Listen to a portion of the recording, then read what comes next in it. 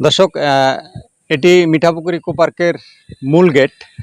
তবে আপনাদের একটি তথ্য জানিয়ে রাখি যে আগামী 3 দিন, অর্থাৎ ঈদের দিন, ঈদের পরের দিন এবং তার পরের দিন, আগামী এই 3 দিন মিঠাপুকুর ইকো পার্কে জনসাধারণের প্রবেশ নিষিদ্ধ করা হয়েছে। অর্থাৎ বিনোদন প্রেমী এবং ভ্রমণ পিপাসু যারা আছেন তাদের জন্য একটি দুঃসংবাদ।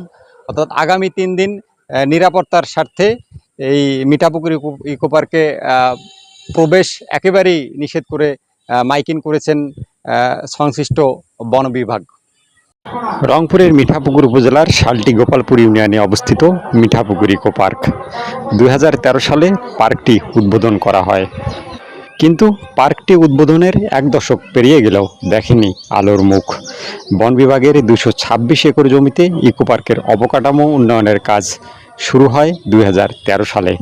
ওই সময় নির্মিত হয় পাকা সড়ক, ব্রেঞ্চ, দোলনা, পিকনিক স্পট, দর্শনার্থীদের জন্য কক্ষ, ওভারহেড পানির ট্যাঙ্ক, ছাতা, গোলঘর ও স্লিপার। তবে সরকারি অর্থ ব্যয় করে সম্ভাবনাময় পার্কটি ঘিরে উন্নয়নের চেয়ে একের পর এক লুটপাট হওয়ার অভিযোগ রয়েছে। সঠিক পরিকল্পনার অভাবে সরকার কোটি কোটি টাকা রাজস্ব আয় থেকে যেমন বঞ্চিত হচ্ছেন, তেমনি পার্কটি এখন হয়ে উঠেছে মাদকসেবীদের নিরাপদ ঠিকানা। এমন পরিস্থিতিতে পবিত্র ঈদুল আজহায় জনসাধারণের নিরাপত্তার স্বার্থে পার্কে প্রবেশ ও চলাচলে নিষেধাজ্ঞা দিয়ে মাইকিং করেছেন বন বিভাগ কর্তৃপক্ষ।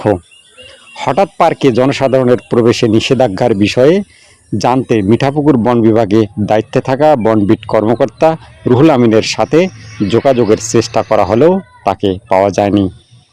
অফিসে গিয়েও অফিস বন্ধ পাওয়া যায়।